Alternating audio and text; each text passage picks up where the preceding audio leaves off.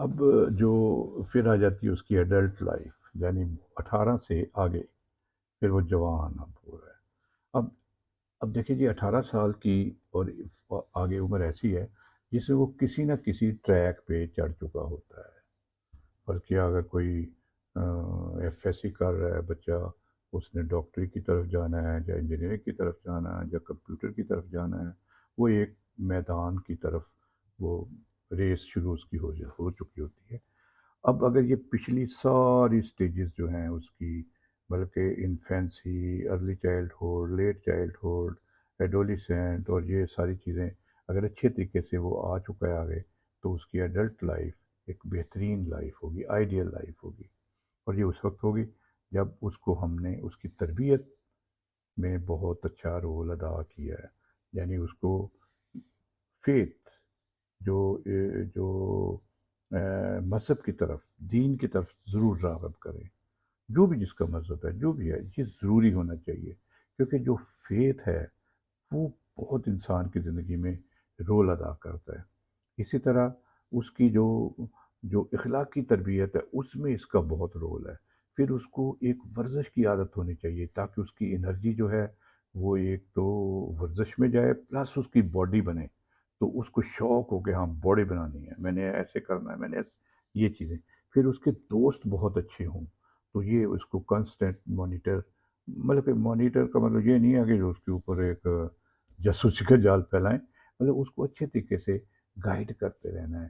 یہ سارا یہ بہت ضروری ہے، کیونکہ اس کے اگر یہ نہیں ہوگا تو وہ پرابلمس میں آ جاتا ہے بچہ جو ہے نا، وہ اس کی زندگی ہو جاتی ہے، دو پہ لگ جاتی ہے۔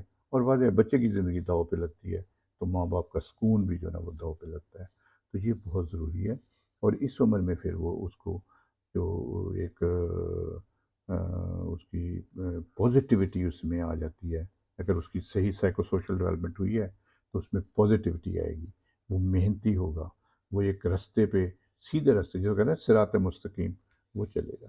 اب زندگی میں یہ جو میں کہہ رہا ہوں نا کہ فیتھ، دین کی طرف، نماز کی طرف، اور یہ رستہ بہت ضروری ہے، کیونکہ یہ انسان دیکھیں، اگر انسان کی زندگی میں ایمان ہے وہ اس لیے ہونا چاہیے کہ میں نے نماز، روزہ، یہ حقوق اللہ اور حقوق العباد، یہ دو چیزیں بڑی اہم ہیں، اس کو پتہ ہونا چاہیے کہ میں حقوق اللہ یعنی نماز، روزہ، حج، زکوٰۃ، یہ سب کچھ عبادت اس لیے کرتا ہوں کہ میں کسی غلط راستے پہ نہ جاؤں، میں ایک اچھا انسان بنوں، میں کسی برائی میں نہ پڑ جاؤں۔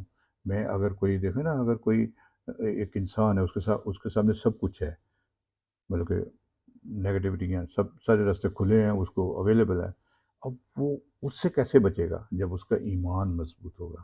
یہ کنسیپٹ ہے کہ میں اکیلا نہیں، میرے ساتھ دوسرا ہے، کون؟ اللہ۔ ہم دو نہیں، ہمارے ساتھ تیسرا ہے اللہ۔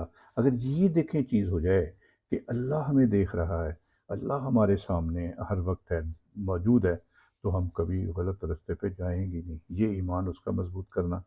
دوسرا، اس کو نماز، روزہ، اس کا مطلب یہ سمجھانا کہ نماز کا مطلب صرف یہ نہیں ہے کہ جا کے اللہ کو، اللہ راضی تو ہوتے ہیں، اس کی عبادت اس کی سارا کرنا چاہیے، لیکن اس کا مقصد ہے کہ ہم اپنی زندگی کو بنائیں، اپنے اخلاق کو اچھا کریں، ہمیں سب کچھ میسر ہو تو ہم اتنے مضبوط ایمان کے مالک ہوں کہ ہمارے سامنے رکھا ہوا ہو سب کچھ، ہم کہیں نہیں، ہم نے یہ ہمارے صراط مستقیم پہ جانا ہے۔ تو یہ ایمان کی مضبوطی، یہ نماز، روزہ، اور یہ ہے روزہ۔ دیکھیں نا روزہ کیوں رکھتے ہیں ہم؟ روزے کی ذرا سائیکالوجی آف فاسٹ دیکھیں نا، روزے کی سائیکالوجی دیکھیں کہ جی اب کمرے میں اکیلا ہوں، کوئی نہیں میرے ساتھ، مجھے پیاس لگی ہے، بھوک لگی ہوئی ہے، سب کچھ ہے، کوئی دیکھنے والا بھی نہیں ہے، لیکن میں نہیں کھاؤں گا، میں نہیں کچھ ایک گھونٹ بھی پانی نہیں پیوں گا، کیوں؟ اللہ مجھے دیکھ رہا ہے، میرا روزہ ہے۔ تو ایک کنسیپٹ انسان کے اندر پیدا کرنا ہے۔ اللہ تعالیٰ کا مقصود یہ ہے، دین کا مقصود یہ ہے کہ انسان میں یہ کنسیپٹ پیدا کر دیا جائے کہ بھئی دنیا میں تم نے پھر یہ روزہ رکھنا ہے۔ دنیا میں اگر تمہیں دیکھو نا، اگر کوئی تمہیں بہت ضرورت ہے پیسے کی، کوئی رشوت دے رہا ہے، نہیں لینا، کیوں؟ یہ میرے لیے ناجائز ہے۔ بالکل جیسے روزے میں نہیں کھانا، یہ روزے کا مقصد یہ ہے کہ یہاں روزہ اپلائی ہوگا، تو اگر وہ روزہ رکھ کے ہم نے یہاں اپلائی کر لیا کہ نہیں، کچھ نہیں لینا، کوئی غلط کام نہیں کرنا، کسی کو دھوکہ نہیں دینا، کوئی فراڈ نہیں کرنا، کوئی ایسی بات نہیں کرنی جو جس سے رب ناراض ہو، انسان کے روزے کا مقصد پورا ہو گیا۔ اسی طرح قربانی ہے، قربانی کا مقصد کیا ہے؟ کہ اللہ تعالیٰ فرماتے ہیں کہ مجھے آپ کا خون گوشت نہیں پہنچتا، آپ کا آپ کی جو نیت ہے وہ نیت کیا ہے؟ کہ میں نے دوسرے کے لیے اپنی عزیز چیز قربان کر دی۔ میں دوسروں کی مجبور، دوسرا کوئی اگر کوئی مجبور ہے، غریب ہے، ضرورت مند ہے، میں نے اپنے اس میں سے اس کو دے دیا۔ یہ قربانی کا مقصد ہے۔ ہم صرف وہ گوشت لال کر کے ایک رن اس کو ایک اس کو، باقی فریزر میں، چلو جی کھا پی لیا۔ تو یہ بڑا ضروری ہے کہ ہم ایک، ہمارا دین کا کنسیپٹ جو ہے نا وہ، ہمارے جیسے علماء کرام فرماتے ہیں، جیسے نبی پاک صلی اللہ علیہ وآلہ وسلم، صحابہ کرام اور سارا، تو یہ جو بہت ضروری ہے کہ جی وہ ہمارے کنسیپٹ نوجوانوں بچپن سے ہی ہم اپنے بچوں کے ذہن میں ڈالیں۔ بھئی دیکھو، نماز کا مقصد یہ ہے، روزے کا مقصد یہ ہے، قربانی کا مقصد یہ ہے، حج زکوٰۃ اور ان کے مقاصد یہ ہیں، تو ہم نے ایک اچھا انسان بننا ہے، اتنا اچھا کہ ہمارے سامنے سب کچھ ہے اور ہم کہتے ہیں نہیں، کیوں؟